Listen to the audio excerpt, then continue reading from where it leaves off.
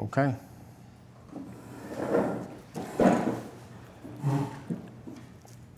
So, a synopsis from the last 2 weeks. That basically, we started off originally, we spoke about Aristotle, Plato, Jung, then we got a little more Berichas and Neumann's concept of Chassidus. The Masse, I think that I have to give some sort of explanation of where exactly we're ending up, where exactly we're going, and how exactly we got here. Because originally, that was not how I intended to do it at all. Spend the 1 week of hermeneutics, shikul hermeneutics. I'll speak later what that hermeneutics means. And then we're going to get to the Pri HaAretz itself. The Masse isn't completely off. And I think it's actually important. I know I could just make, we'll stop, let's do the Pri HaAretz inside. But the Masse, there's a reason why I continued last week, and I was going to continue this week, continue with Neumann, continue with Jung, but I think that I owe some sort of a small discursus to explain why I think I should go better this path. Right. The question really, in other words, why I believe that we need an explanation is because inherently underneath this whole thing, if we're trying to learn the Pri HaAretz, the pashtus, the simplest way would be to take out the Sefer Pri HaAretz, open it up, and start going inside, and we'll go through either all the concepts, with any Kabbalistic concepts or any single thing that any genre that he brings, and go to other places, and basically try to understand the Pri HaAretz in its own terms. In others, learn the Pri HaAretz inside, in a Weinig, right? So the question here is why we're not doing that. So before that is, I think let's take a step back, and then we'll have to ask, what exactly does it mean to learn a Sefer inside? Because on the face of it, it sounds very easy. I take the Pri HaAretz, we're going to learn a Sefer inside. I take a Gemara, learn the Gemara inside, right? Everything inside, it's not a big deal. Open up the Sefer, you learn it. However, that is not really what it means to learn a Sefer inside. Why not? Because there's something called the question. In order to learn something inside means I'm trying to learn the Sefer on its own terms. That's what it means. All right, I'm learning what the Pri HaAretz wants to tell me. That assumes it's possible for a person to completely step outside his world, his hanuchas, his approach to anything, his understanding, and learn something else according to how that author intended. It's not only with Svurim, it's any single book, any single Sefer, any single thing, right? So that means we could try to remove ourselves from our Weltanschauung, our worldview, our presuppositions, and put ourselves into the book, the Sefer that we're going to be learning now. So the question is that possible? And that, I believe, is no. You cannot learn a Sefer on its own terms in the way we just described it. Why not? Because let's imagine we'll have two people open up the Pri HaAretz. And one person who is more philosophically inclined is going to open it up and say, I see here a philosophical system. You could, there are plenty of books written on Chassidus, and they all go, they eat on let's say the concept of big tzimtzum, which everybody likes tzimtzum, and there's so many books written, that tzimtzum pshita, nish pshita, what does it mean, what does it not mean, is a thing, there's every single year comes out another book or a Sefer on it, and every single try to make the system of each thinker, the system of the Zmai Shalach, the Ishbitz, what does he hold, is he the same as the thing, the Polish, the Sefer Chassidus is one Mahalich, the Galitzin, one Mahalich, everybody, there's many books, many studies done it, and it doesn't necessarily mean it's not true, we'll get that in a second. But if some person that is metaphysically inclined, we'll see in his Sefer, in his book, a metaphysical system, as a worldview.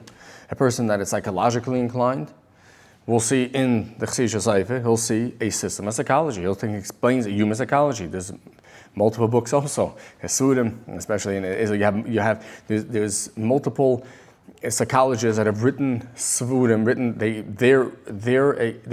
take apart Chassidus as a psychologist, and the Chassidus is going to teach you how to have a better life. A person that is a historian will be able to take out from a Chassidus Sefer the history behind the movement. And there's many books on that also. You have the Mechloikis and exactly the Bashenta Miyas Chassidus, is the Zweite Dar, was there Bechalal Shelis, was Burich Ishbitz, Burich Meshbitz, was he Malamukim, not Mahadri, understand themselves? Many historical questions. And they each have their benefits, but what comes out, if they open up the same Sefer, they're all going to take out a different point, according to their presupposition, according to their disposition, according to the way they understand the world at large. So inside cannot simply mean I'm going to learn the Sefer on its own terms, because we all come with our understanding, our terms, and we put it inside the Sefer. Right? So that means to say that the introduction, which I'm trying to do, is not so much an introduction before learning, it is the start of learning itself. Now there's a method of how to approach learning any Chassidus Sefer, or any book for that matter, is the beginning of the learning. It is not a method, it's not something outside of learning. It's a Schulus HaLimit is how to learn it, because that itself is learning it, the approach. So the question before us is, how can we have a Sefer on its own terms? In other words, if everybody actually approaches it different, then how do we do it? Or what does it even mean? That's a bigger question. No, there's not so much how we do it. What then does it even mean? They say learn a Sefer on its own term. So to learn a Sefer on its own term, I would posit, means to say is that I'm aware of the lens in which I am reading the book or Sefer. In other words, not come without akdamos, because that's impossible. Because I have informed through culture, I'm informed through my prior beliefs, through my upbringing, etc., etc. However, I should remain aware of where I'm coming from, the lens in which I'm seeing the actual Sefer, and through that, just be aware of it. That will be, at the best, learning the Sefer in its own terms. Right? So, I think then, in other words, I think a good restatement then would be is not so much to learn a Sefer without a lens, rather the goal is that the lens should be able to connect to the Sefer. Let's unpack this a bit more. There's around the 1500s, the Protestant movement, Luther, he hung up on the steps in the church, the 91 thesis.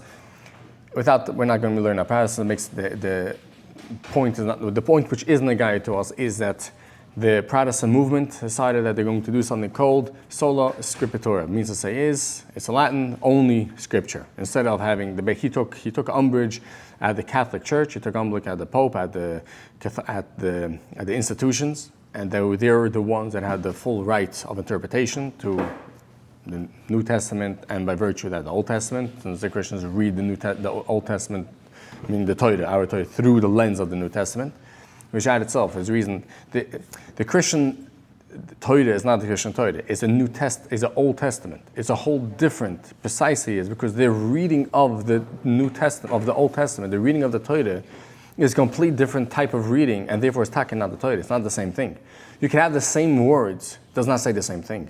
You could read the same words, and so take out two completely different things. A Christian, when he approaches the Old Testament, he approaches it through the lens of the New Testament.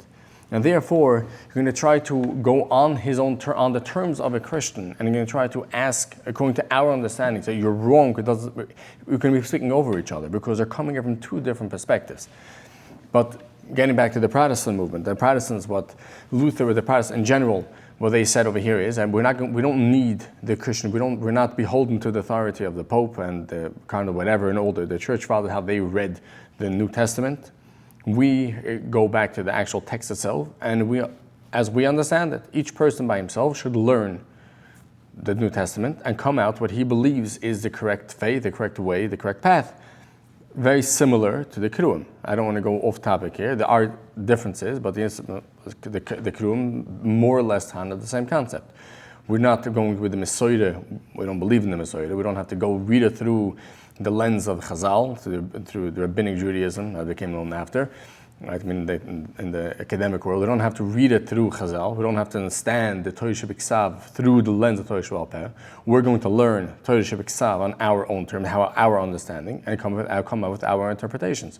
So on the face of it seems very serious and a methodological strong point. Because why, the minute I am listening, I'm reading it through the lens of someone else, it's not my understanding, it's somebody else's understanding of the text.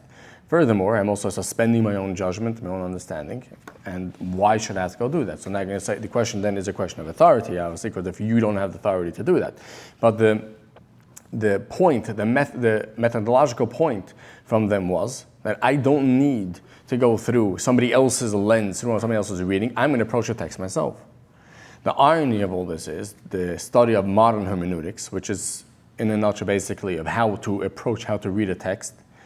What is commonly known as the father of the modern hermeneutics is Schleiermacher. Schleiermacher is a German philosopher, philologist, and he was, well, it wasn't actually a Protestant, but he was a German pietist, but it was an offshoot from the Protestant movement, not a Catholic. Why? Because precisely once we give over the interpretive authority and the interpretive lens to each individual, well, then we have a problem. Because who is the one to decide what is considered the correct reading? There's no question there'll be divergent readings, and who's the one that gets to decide which is the correct one? And furthermore, which person? Two people could decide that one text is allegorical and the one text is supposed to be read at face value, and vice versa. There's going to be basically no consensus. So the study, once we allow everybody to be the interpreters of the actual text, we run into a problem of how do we actually interpret the text, because the text is not a self-enclosed, a self-explanatory block of words. In other words, to the assumption that everybody has a right, can interpret the text on their own terms, it's either you assume that itself is self-explanatory, and therefore everybody's going more or less going to come to the same conclusions, and therefore I don't need someone to tell me how to read a text. We can all read it and come to the same conclusion. And say I know A is A and B is B. But because the fact of the matter is no text is self-explanatory, precisely because it needs interpretation. And interpretation relies on the person who's interpreting through his worldview, his presuppositions, his biases. As such, we have a problem of interpretation. So the Protestants removed the sola scriptura. Again, I'm not giving it this full, I'm not being 100% fair to it. It's not as simple as I'm making it sound, but just for pedagogical purposes, I think it passes. Basically, the Protestants, instead of actually solving the problem of interpretation, they're the ones that actually cause the problem of hermeneutics, of interpretation. To bring an example a lot closer to home, the Rambam. There are two Rishonim. We have the Rambam and Maimonides. Today's days, it's a vogue to say that I'm going to not learn the Rambam. I'm going to learn the Rambam at the Briske. The famous joke, right? That the Rambam, that the Briske at Ma'achal Ma'ivese went to Shemaim, he met the Rambam, and he said, Havani Moshe, I have this question on the Stira and the Mishnah, whatever it is, and the Yad, and what's Pshat? So the Rambam gave a Pshat, a simple answer reading, and the Briske turned and said, Moshe, Verscheist, Azoi lebt nicht kein Rambam. It's Pusi Pushat, right? So in other words, but it's an emphasis of because the Masa, the Briske approaches the Rambam, approaches the Yad with his supposition, with the way of breaking down the problems. The Stam Poisik approaches in one way, right? Everybody has a different Rambam. However, the Rambam as we know, our Mesoida, the Rambam who was a Poisik Adar in Mitzrayim at the minimum, and it's a symbol for the Svarad in today's days, and was recorded the respect, some controversies also. But the Rambam, who's part of our Mesoida, part of the belief in Chazal, belief in Torah Shvapet, Torah Shebiksav, V'chili V'chili. That's when we say Rambam, that's what we mean. However, when we say Maimonides, automatically, today's days, we see the Maimonides as the philosopher. So the point is that people can ask, is the Rambam of the Mishnah Torah the same as the Rambam from the Moira? That's not getting into the Yav itself, it can be, but that's besides the point. That today's days, you'll ask, I think, all the academics, we have two Rambams. Can we square? In other words, the approach here is thinking that we're assuming there is two different Rambams. There's Maimonides, and then there's the Rambam. The question is if we can square them. Not if there are two different people. And whoever wants to sound, Chochem Ba'inov, will say, and we're going to study the Rambam, we're going to learn the Rambam, as the Rambam himself says, not as we know him from our Mesoida, who's actually as the Rambam. I'm going to study the Rambam as Maimonides. In other words, I'm going to be studying here, I'm going to come here without the assumption that the Rambam was a Shomer Torah Mitzvah, the Rambam was Taka, the Rambam as an oath. I'm going to take the Moira, I'm going to take his philosophical writings, his letters, against Taima, against Chassidus. I'm going to go study, see what the Rambam or the Maimonides himself held, and then I'll decide if it's the Rambam also or not. And I'm doing the right thing, because I don't have to come with the Messiah and say that I have to assume that the Rambam is the Rambam. The Rambam is was a believing Yid. No, I could come with the Rambam on his own terms. However, the word itself shows that he's not coming to the Rambam on his own terms. And the fact that there is a Maimonides and the Rambam, you understand, that means what you're doing is you're consciously saying, I could divide Maimonides and the Rambam. I could say the Rambam is a mask on Maimonides. I could assume that. But that's not true. Because even, there's no question that Rambam wrote the Maimonides. There's no question that he was from the greatest philosophers that were around. But that does not mean that the Rambam himself, the Maimonides, was not a Rambam too. Because the Metzias is, the fact of the matter is, he was in the chief rabbi in Cairo. He had correspondence throughout the world. He was ultimately the Rambam. So the point here is twofold. Number one is, by definition, the minute you're saying is, I'm going to approach the Rambam as Maimonides, you're already assuming a stance. You're already assuming on which lens, which interpretive lens, how you're going to approach him. Va'oid, this separation is a false dichotomy itself. Let's go a step further. That's the famous Straussian Rambam, right? Leo Strauss, in his Persecution, the Art of Writing, whether he himself really held this or not, is a Mechalek Sapaskim. There are some serious Straussian scholars that show that he himself never meant like that. It was more a thing with revelation and script, whatever. Niche guy. It doesn't make a difference, because ultimately, even if it was a misunderstanding what Strauss himself held, the argument still has to be taken on its own merits. So what does this known the Straussian reading of the Rambam, and in general of many other Jewish texts, the Kuzri, Lamasa, he held like that also. That basically is, he said that many authorities, many writers in general, are afraid of writing the true beliefs, the true opinions on actual paper, because they're afraid they're going to be persecuted. Therefore, they take certain measure certain steps in how to couch their true beliefs, whereas the Rambam goes and enumerates in the beginning right, and he enumerates in the beginning of his Akdama 7 reasons why a Sefer, a book would be soise, would be contradictory in of itself. And he says, in my way, I clearly am going to do it from pedagogical purpose, the 5th way, the 7th way, to hide my true meaning. No question that Rambam clearly hid some of his true meanings. However, so what does Strauss say? That ultimately, the real meaning, the Rambam as philosopher, that is a true Rambam, because he was afraid to write it out. Why are you hiding? And Rambam clearly says he's hiding things, not just because that is the only way to teach, yet sometimes it's give a false understanding just to be able to teach for later. He says, I'm also hiding because there's certain beliefs which I don't feel I can write in public. And that, Strauss posits, is a true and actual Rambam, and he tells many other Rishonim, and in general, that's how there's people who are afraid of persecution, there's a certain art of writing. That's technically what it means. Now, that's true. The problem over here is, which contradiction, what is the truth?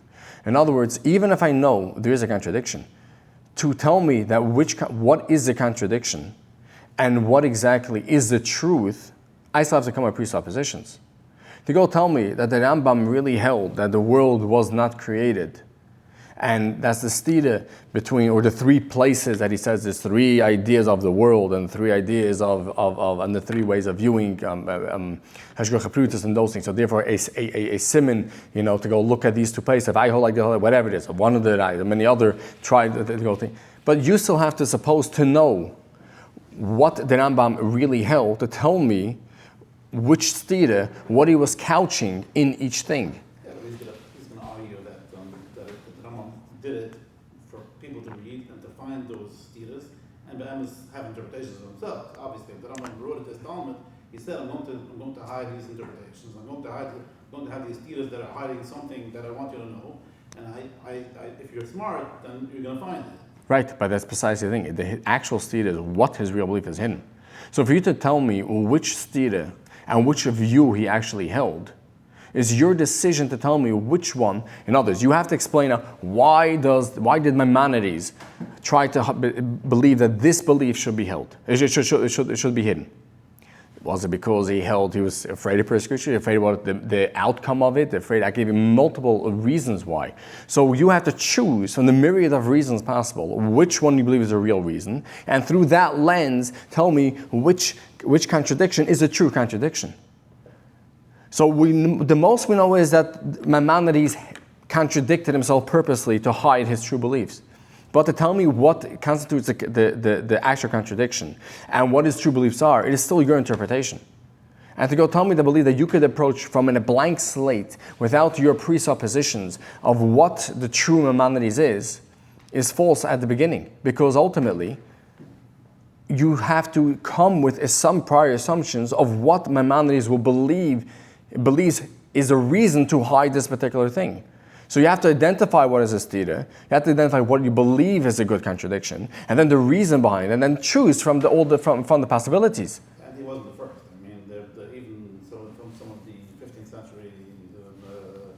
So I fought you many times. Narvoni also, and that's why quite a few things were really they refused. I mean, Narvoni before that fought Narvoni many times. When it comes to Bris Narvoni in the beginning, there's no question. But that doesn't mean the question here is not the point of it here is we're not here. We're not going now through the Maimonides. Right? We're not here to go see what if it's even possible what the Rambam actually believed. The point of it here is that the fantasy that we could separate this real, genuine, authentic Rambam, Maimonides, and take off the mask of Rambam is a fantasy. And it's coming through the person's own negias, own biases of how he wants to actually see Maimonides. He wants to see a Maimonides and take off the mask. What we're arguing is there's no Maimonides and Rambam. Maimonides and Rambam are one figure. Maimonides ultimately, yes, he was a philosopher and he was also the poisek. Because of that, his reasons to do things, you have to take both into account. You can't just say that the Maimonides of the philosopher is the real Maimonides, and the Maimonides, the Rambam of a Messiah, was simply the mask he put on when he went outside. There is no such thing, because even according to Strauss, ultimately, the actual hiddenness, the hiding, was part of the Rambam's persona himself. That means part of his lived experience as the Rambam, as Maimonides, according to him, was the Rambam. And that is impossible that didn't shape his life and his views and his feelings. So therefore, the whole thing that we're going to approach only the Rambam himself is a fantasy. But it goes even further than this. I'm only going to learn the Rambam. I don't know Perishim, no Babel, no. I'm going to learn the Rambam, the Shmoyne Prukim, exactly as Rambam understood it. Is that even possible? Well, let's see. In order to understand the Rambam, then I have to go. So, I mean, it sounds great on theory and paper. It's a great aspiration. Let's understand the Rambam. The Rambam himself understood it. I'm basically become the Rambam himself then, right? Now, end of the day here is, so I have to then take the Rambam. I have to then obviously the Rambam himself had sources. If there's a gate, he gives a list, and it's not an exhaustive list either. He basically tells Talmud what he has to learn before. It's not an exhaustive list. The Rambam seems quite that he was actually out in the market, meaning in the argument, in the things from certain places. Quite obvious. We had arguments, meaning not arguments. It's called debates with contemporaneous philosophers, Arabic philosophers. He clearly in Chaylik Baizer speaks about the astronomy he had with the son of the prominent astronomer in those days. It's clear. So we don't even have the sources that do all that. But let's leave that. Can be read at separate times. Can be. Somebody read something at separate times. You have different experiences at those times. So why does it have to be? So that would be, if you could say that, for instance, the Kuzri, many academics hold that it was actually written over many, many years, and there's certain others written, but it was written as the letters to his Talmud, and it seems to have been relatively late in his life. I mean, we have a sort of basic, sort of the dates. Let me see, it wasn't written that long. That actually needs to be more or less the last thing that he held. The only thing that he may have changed or not would be the Chesed Maisen. That was the only last controversy there. So here's the guy defends against Chesed, and then we had the letter from his Talmud, 2 Talmudim, whatever it is, 2 Yosef, whatever it is. But that is Shishat Sanam. The other thing, and that's a different problem. But the Kuzri itself is actually a problem, right? There are many, they were trying to identify the strata of where he speaks about the Keruim is the first one, and then it is a certain Sudim we have that issue. there's other side, I mean, which is actually, the Or Hashem is the same problem also. Bani Chazur Kiras Scripture have that problem. Because it was written, we have the first one, the Drish on Pesach. And then he has, I guess a bit more complicated, not to get too off topic, but it gets more complicated because there he clearly changed his views. Originally it was a lot more Aristotelian, and then he completely went against Aristotle. It was actually from the first one, even the secular world, that went against the anticipated, hard to say anticipated. Yeah, very much, but in the beginning it was a lot more Aristotelian, a lot more for the Rambam. And not every single part of the Sefer was rewritten. So that's where it could be. It's a very dense cipher, the Or Hashem, and that is a bigger problem to reconstruct the same. But the Rambam, the Moira, in that sense, seems to be actually from all the things, seems to be the simplest. I mean, all found from. I mean, the Babylon doesn't really have a particular one cipher, and we've also written different times, and it was his different type of thinking about Babylon. All we see from the Rambam, from the Ziyad, he has the ability to create a very complex thing, and it's like it's a finished product. Yeah, although it was very interesting, right? But although it's interesting because many times, but many times like we have three prokim one after another. Each one, well, depends how you translate it. Basically, is more in depth and more in depth. In other words, he wasn't really satisfied with the first one that he said again twice. Again, we're not learning the more now. The point I'm jumping at a certain. The contradictions are assumptions also. What constitutes a contradiction? Unless it's a pure logical, a contradiction, that it can be like a law of contradiction. I mean, a law of excluded middle, more or less a law of identity. It can be. Right? Rambam says one place that a chair is black, and next day the chair is brown. I mean, it's a random thing. That would be contradiction. And the majority of contradictions are extrapolations. It's not Messiah. I could argue so, and here you say so, make it so, or it's more bringing together. You bring like hints. I mean, literally, many of the contradictions are hints. Are like he gives a list of 3. And then he gives a 3, and therefore it's a combination. It must be trying to say if I hold, and here I hold the second one, so I hold here also the second one. And there's many. I kid you not. I'm take a look at the thing. Again, we're not trying to find out what Maimonides himself held. That's really not the point. The point of me is basically trying to say is that this fantasy of being able to remove the mask of Rambam from Maimonides and have Maimonides on his own terms is, first of all, it's a possible because ultimately we have to come our own assumptions. Second of all, now we can say it's getting back that the source of itself is an issue, because ultimately, even though let's say assume that we know all the debates on Rambam, we know the intellectual milieu he was around, and we know the story. Let's assume, no problem. We know I want to learn the Rambam in his own terms. I got to go learn now. I have to learn Alpha Rabbi. I have to understand the state. I want to understand the political part of it. It's very important, especially Moshe Rabbeinu, whatever, right? So now I have to go understand. I'll have to go. Aristotle is obviously now. Aristotle is not the actual Aristotle that was the Greek Aristotle. So which Aristotle is it? Was Aristotle that the Arabic philosophers did? Was it against that Al Ghazali understood it because the questions they had on it? I think was the ones that Avicenna understood it. Which one? We don't know exactly if it had Averroes or not. But let's even assume that we know exactly who he saw. If he saw Al Ghazali, did not say Al Ghazali. Let's say I don't have these issues. I'm going to go read all these things. Ultimately, in order for me to understand Aristotle, the way the Rambam understood it, I have to know how the Rambam understood Aristotle. But the only way I can learn how to understand the Rambam is by knowing Aristotle. In other words, it's the classic question of the chicken before the egg. In order to understand Aristotle as the Rambam understood it, I'm not trying to understand Aristotle as Aristotle himself understood himself, because it's not relevant to understanding the Rambam. I'm trying to understand the Rambam as Maimonides understood Aristotle himself. Well, the only way I can understand Maimonides as Aristotle, I have to understand Aristotle as Maimonides understood him, but only I can understand Maimonides by understanding Aristotle the way he understood it. It's literally a circular argument.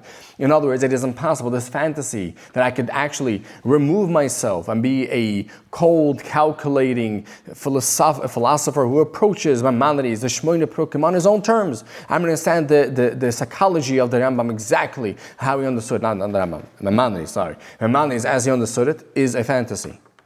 And that is precisely the issue.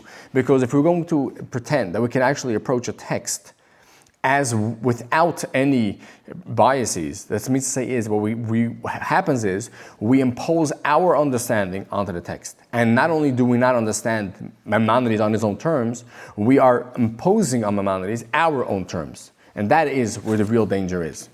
So now the question is, we're stuck because there's no point. I mean, there's no way of removing ourselves. So in that case, two things. First of all, how exactly are we supposed to actually learn in the periodics or any other side for that matter? And then it doesn't explain the question we started off with. Why do we get busy with Jung? Why do we get busy with Aristotle? Any of these things? Ultimately, we can still then just the opposite and approach the periodics, and however we understand it, even though we're not necessarily understanding the periodics as a periodics, but what do we gain by learning all these other understandings? So the reason over here is that there are three questions, really, right?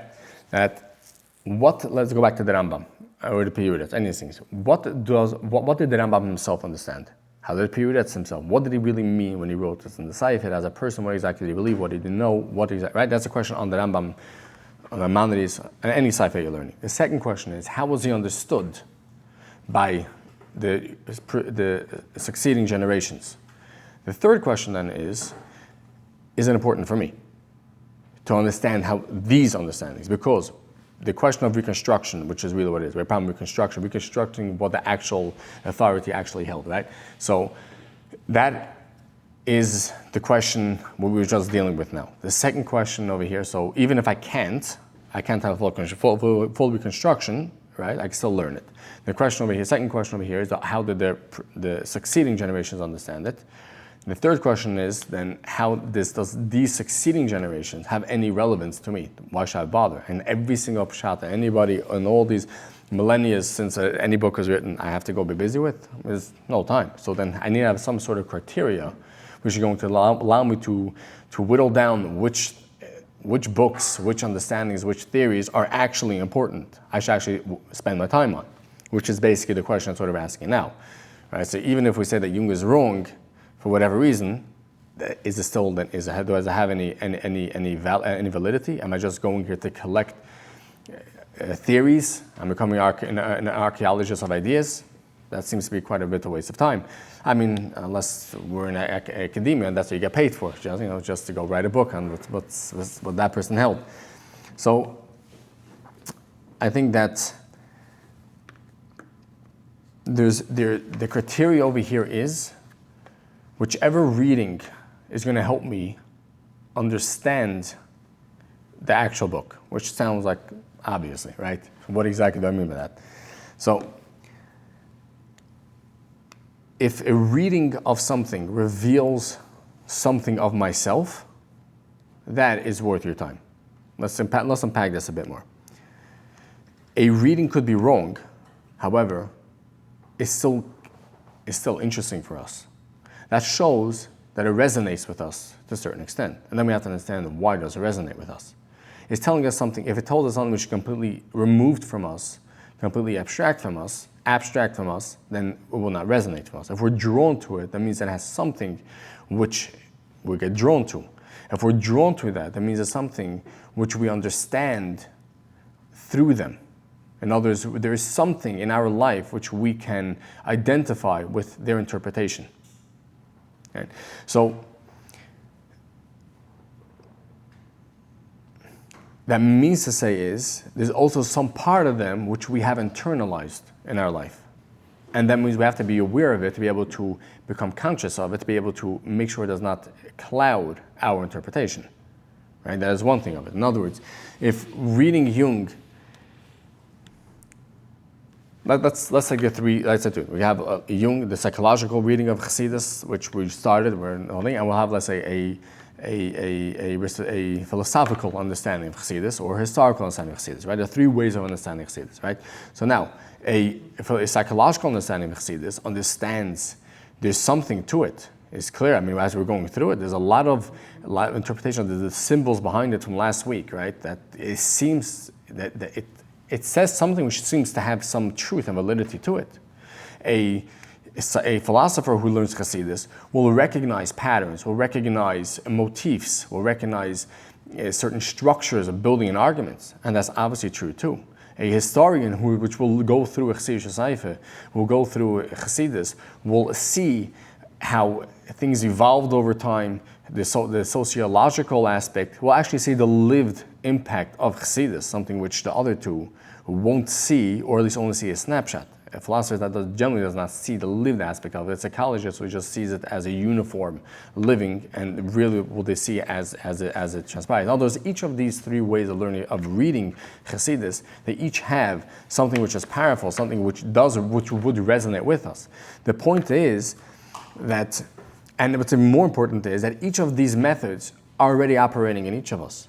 Because that is ultimately, these are all schools of thought which we're aware of and which have shaped our life for one way, some more, some less, but we all tend, it's basically part of our worldview.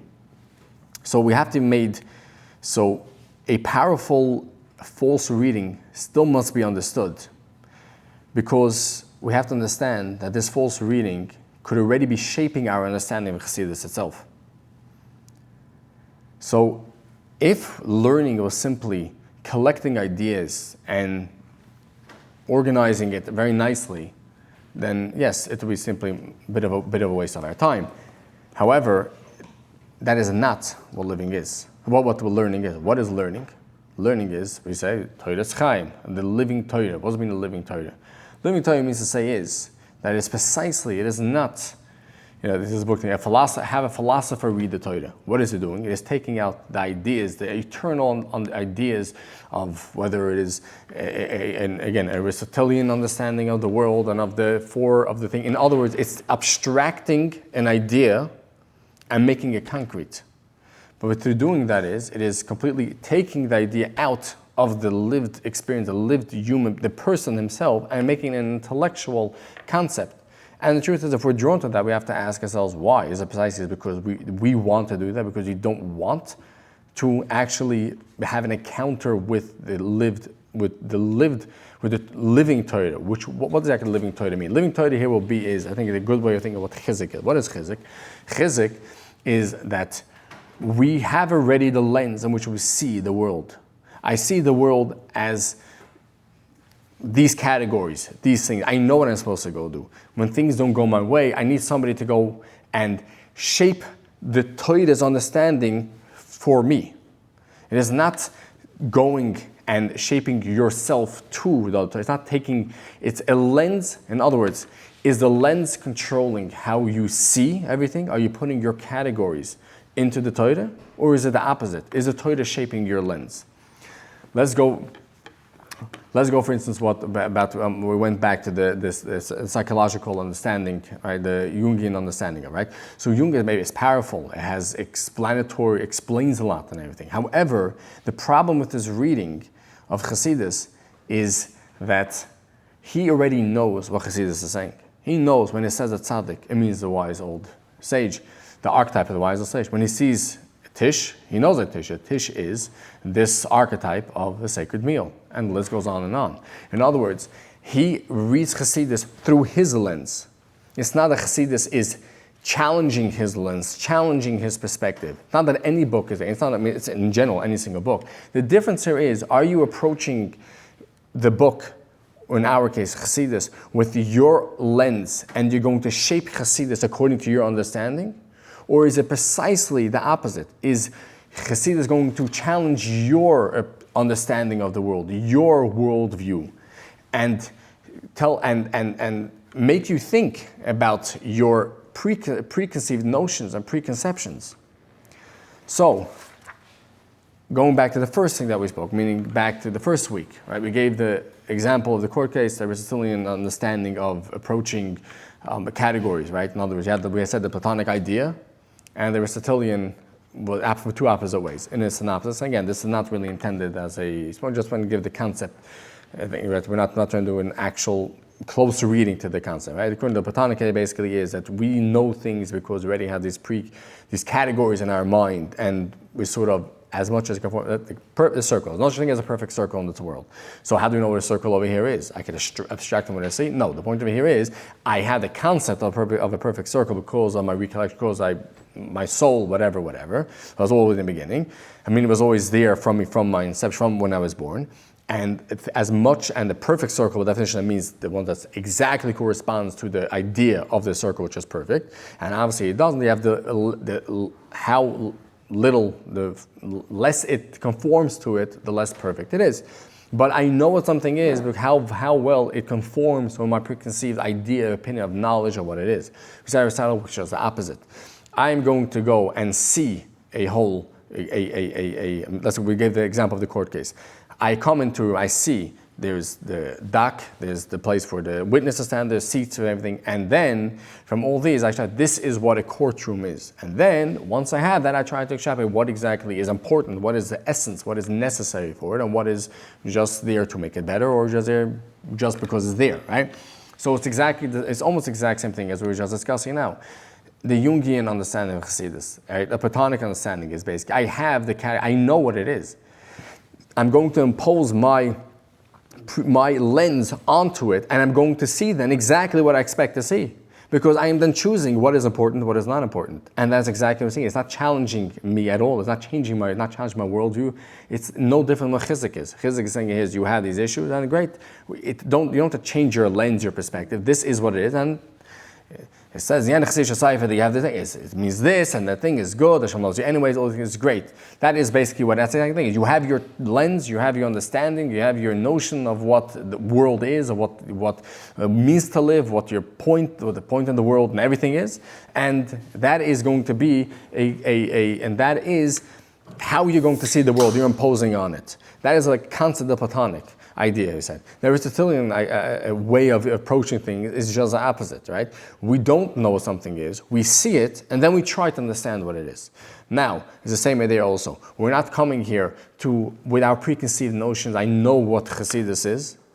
We have, what I said, we can't read, it's impossible to read something as an outsider, without any preconceived opinion, any biases. It's impossible because we're all products. But that's precisely the reason why we need to read it. Precisely the reason why we need to learn it. Precisely to be challenged with our assumptions of what we assume is the truth.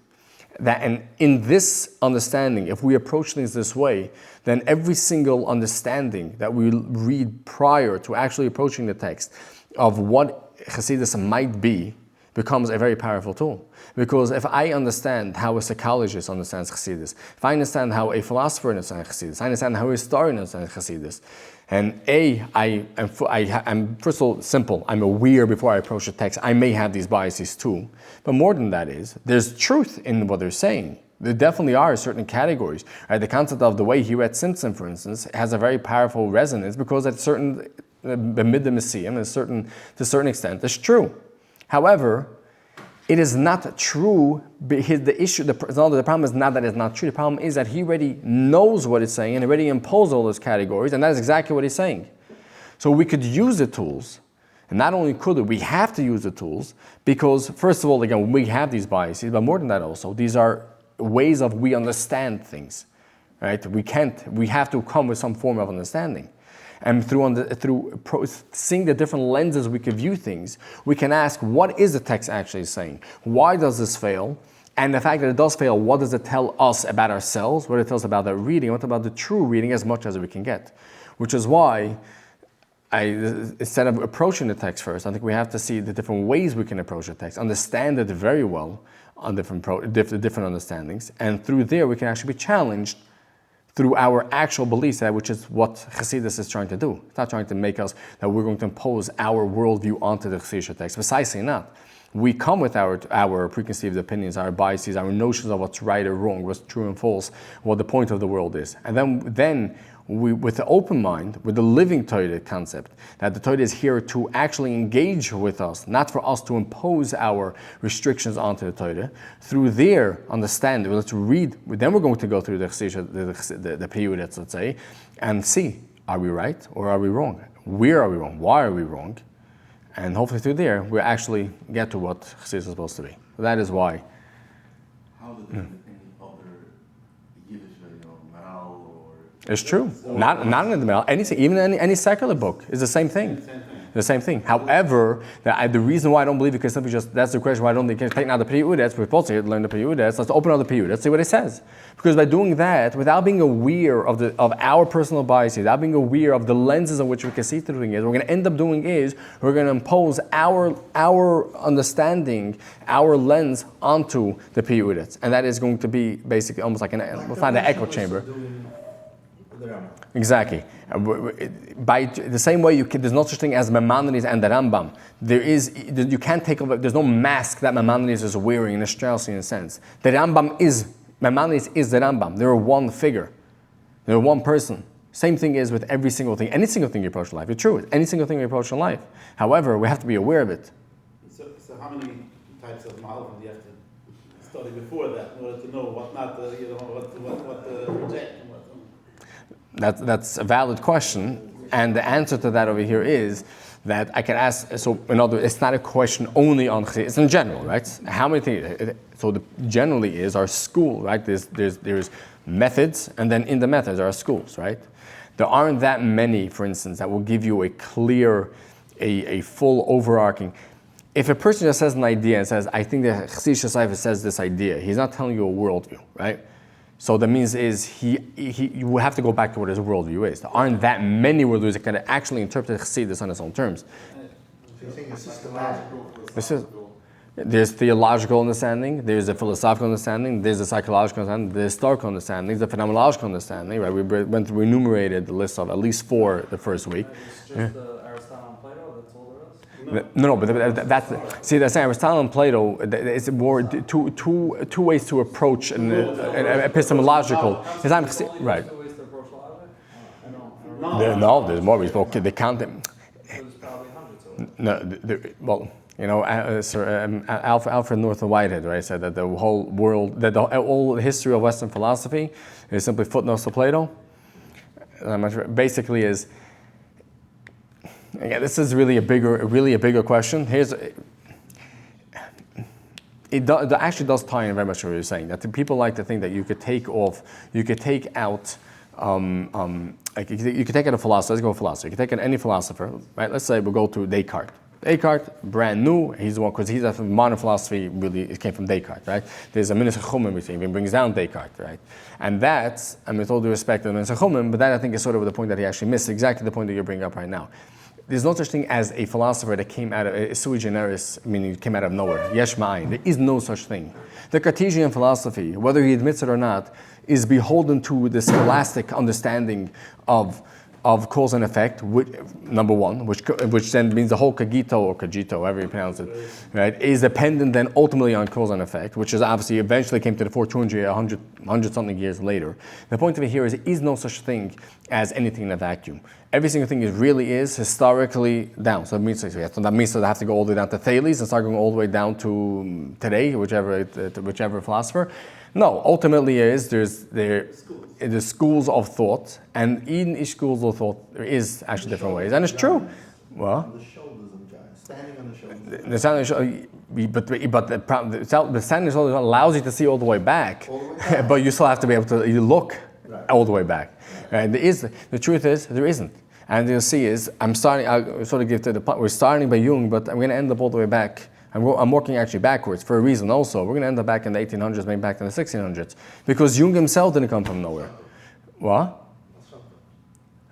Well, we're going with Dafka trying to understand the thing. But I wanted to ask you this question this week because I bought the second part of the roots of and obviously, you know, his Neumann's understanding of season thought comes from Martin Buber's tales, basically. And this is the early Buber. This is his lens on Chassidus also, and his lens is totally a psychological lens because he's a psychologist. There's no other lens that he can have. And I want to ask you, what is the value of studying someone that comes from a very, very specific lens and then trying to understand Chassidus from there? But I think you answered the question. And precisely because why is he wrong? You see, and why is it so powerful? The fact that he's wrong yet it's still powerful, it still has a certain nati, a certain hamshuch, it still has a certain draw to a thing. I mean, if you're reading it through, it's actually very, very nice. And if you read Jung in general also, going through Jung, it has a charm, how everything is sort of. And I don't want to give away what I was going to say this week, because the thing, it does change your whole world. It changes the way you view the world. It's still wrong. It doesn't. People use Jung because it's very applicable. The question over here is, the problem over here is, I believe that all these psychologists or philosophers, all these things, the biggest problem over here is that they view that their system is fully totalizing, and that's it. Say who? But that's fine, because you said that was just falling out with Freud, right? So you're using that against him too. Well, that is, again, Freud is actually interesting. Okay. Yeah, you said that was his whole argument. No, it was. Wait, so here's his argument, because he really understood the unconscious subconscious and unconscious is very different. Right? That's what started off, and then he held that this neuroses came from different reasons, which really depended on that, and then completely off. And he has the same problem with Adler for the same reason. And Freud also had a problem with Adler. Question about Freud himself. Okay, this is getting a thing, but what's your point? Meaning? No, I'm saying you're saying that he uses his perspective to understand Chassidus, and that was his problem. So that was what he said on Freud. He said that Freud understood. Oh, meaning. He used his own perspective to understand. Meaning what Neumann in the letters wrote to Freud, that you think that the Gula seed, and however, Neumann is guilty of the same thing, because Neumann does. His bias. He went himself and made a whole totalizing system of this whole thing. The truth is that anybody that learns anything has a bias. Someone, when he looks into a Sefer, he sees Zionist. In Shabbos, he sees Zionist. And the sees Bible. You know, it's Exactly. Take it out. I would say that even AI, if you were to ask it, will tell you there is no such a thing as a biased, unbiased newspaper. You know, meaning a writer for a reporter has his own bias and he sees the world through his lens. It's Exactly. impossible to remove it. Exactly. So the point over here, as we're going to try to be aware of our biases, understand the different lenses, and not try to impose a preconceived worldview onto the actual cipher. That's not the most I had bias. They definitely did. Well, the fact that Which you're is- using different schools or different So it gives us a wider, a bigger interpretation. But the fact about which one we actually choose is still interpretation. Now, this is not postmodernism, post-structuralism. This is not a Derridian understanding of hermeneutics. We'll get to that also before we actually get to the cipher. It's probably quite some time in the future. No, I am not espousing some Derridian understanding that we can't, the death of the author concept and this thing. Not at all. All I'm saying over here is there is no question that we come with our biases. And the whole concept of a living Torah means precisely because each generation has its own changing according to the culture in which it grew up. By definition, that's part of the thing of being in Gula, is that we automatically pick up cultures. A Yid here from America is very different than a Yid from Eretz Yisrael by definition. Right? The concept of living Torah means precisely that it has the ability to challenge our understanding on our terms. And the failure is precisely when we try to impose our understanding onto the Torah, our culture, onto not the other way around. That is the difference between a living Torah and a thing. Yeah, I think that's The question is how do you do it? Talk about the free people. Talk about the Balkanians. They can include it. Let's wait till we get there. It's the question. Every Baal That's a bigger question, right? Because today's a lot of Chassidus, especially any new Chassidus Surim, right? The majority they bring down, right? And all the Uras that seen or whatever, being all the Chassidus Surim from all the some of the some of the Torah. By definition, I mean to say that you're believing that's all really one homogeneous understanding, one homogeneous worldview, and I can bring every Torah which sounds even similar means the same thing. Right? The whole point of here precisely is not like that. That the Pri HaAretz's understanding of Avoida of the Yid of the thing is different than the Tani, even though it was a Rebbe, and Adati, and Nomi Lamaylich is different. You know, one of the biggest proofs besides if I go through, I think we'll see it clear, but I'm saying here is you have that the Kedusha Slavi was mechitten by the Baltania, right? And the Tzemach Tzedek, and when the Torah brings down, Torah actually, and brings down that he heard a voice from the Kedusha Slavi, and he says it's about, and he says, Api Chabad, then it means so and so. So there's Api Chabad and Api. By definition, by default, there are certain arguments we had for the Strelisha with the Adam Matsui, and then with the Zechoyev, and they see that they were arguing on philosophical, theological whatever you want to call it, grounds, not just simply as, Kleinigkeit. They obviously held that had a fundamental misunderstanding. That itself, we see, there's no such thing as a mashal as Chassidus. We can understand it from a socio-historical, political standpoint. Yes, he wanted to be a thing, right? But that's obviously, by doing that we're completely degrading who they were. And I'm not going to get too into it. The point of view here is clearly it wasn't simply a matter of who is the right to be a Meshukah. If there's no difference in the theology, in the understanding of Yahadis from the two different Rebbes, then ultimately what you're doing is you're simply making it that their arguments were arguments on personal agendas. And I do not believe that. And as such, I say there must be a disagreement on a theological basis. And we have to see if we can figure out what it was. It's not only Chassidus that look at the same thing, okay? It is. Each one says like a different reason, it's like a little different. So obviously. No, it is. That is a. Every machlokes in the room, ultimately, every machlokes always boils down some act to their own. But we're trying to understand like what they naturally think is more right. They have a right to elect. Yeah, that's.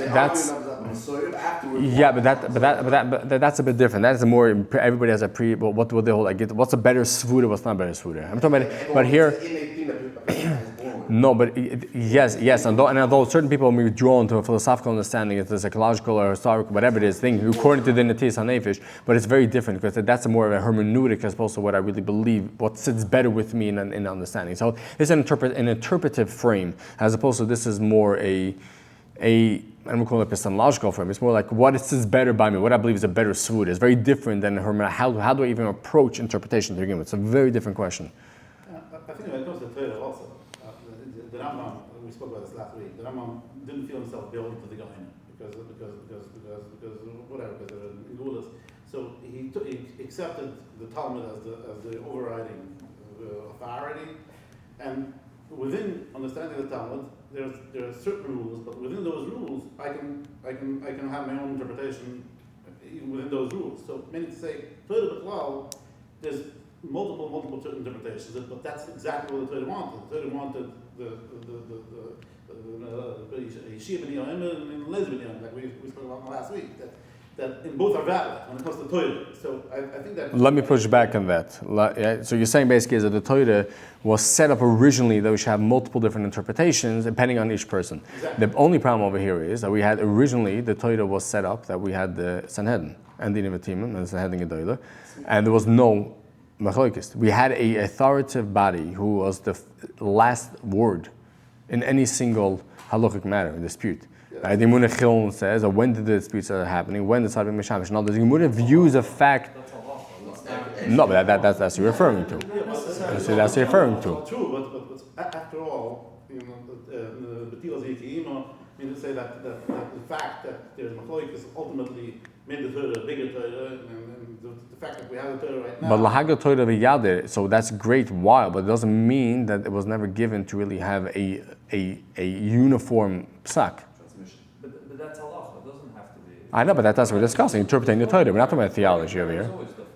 Learning is always different. No, but that's what the discussion right now over here was. The place of the Goinim and the Rambam, or the Goinim have felt that there was one the Torah was a shtak. Basically, the Machlokes came from forgetting.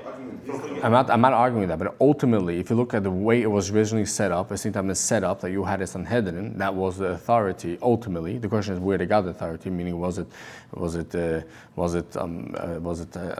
Prutza, was whatever the reason behind it is, and they were the sole authority. The authority was the arbitrator, man. The authority was the authority in Psak only. Meaning to say, if there was a Sanhedrin, let's say there was a Sanhedrin, and one of them, and there was a 35 to 36 ruling, and the next day one of them had an accident and lost a finger, and it couldn't be in a Sanhedrin, and they put it in someone else.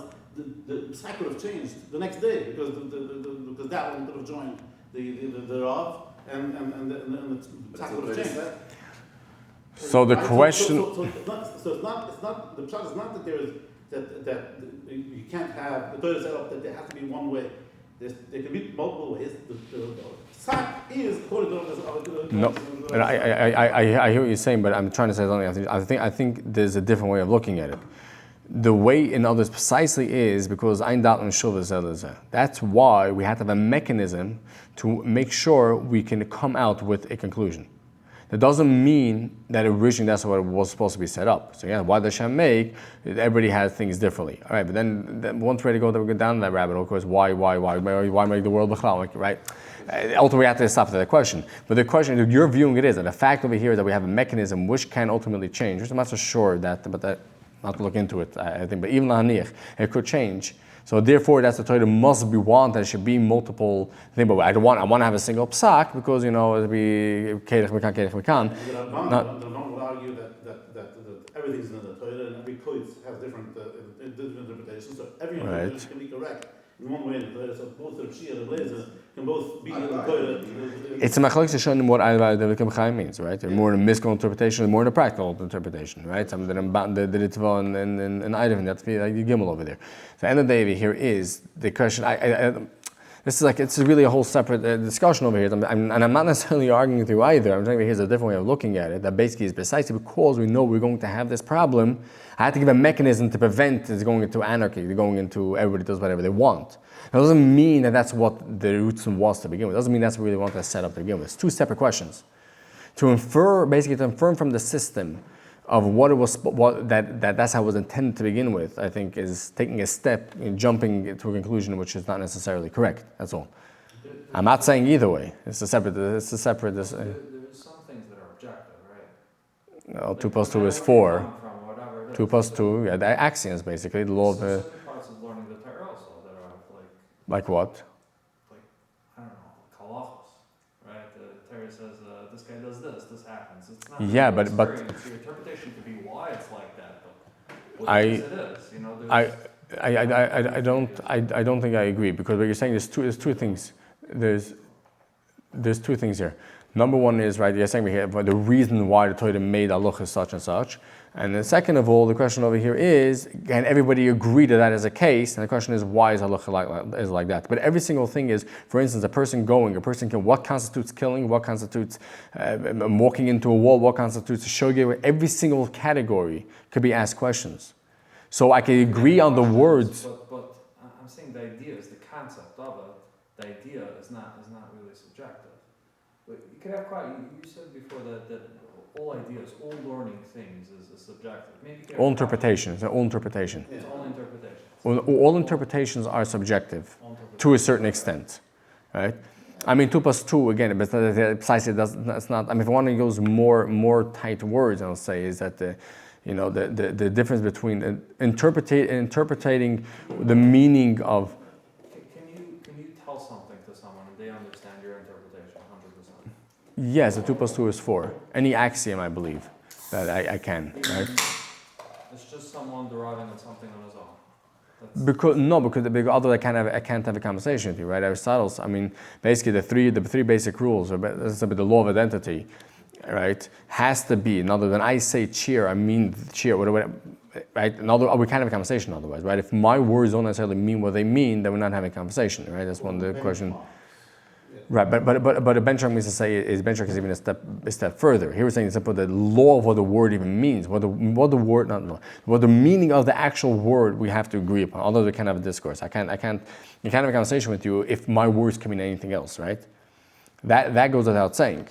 When I read the Mishnah, it says Arbu Uvis Nazikin. After I agree Arbu and Uvis and Nazikin. The question is, what exactly means Uvis, as the Gemara tries to figure out right afterwards, right? And what constitutes a Nazikin?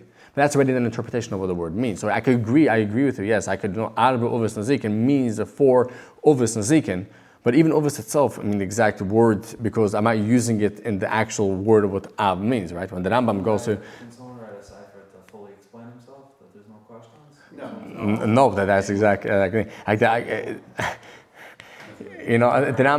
the first 50, almost 45 perukim in the Rambam, approximately, and the Maimonides, right? It's almost a lexicon, right? A philosophical lexicon or a dictionary. But even that is precisely because words are fast and loose.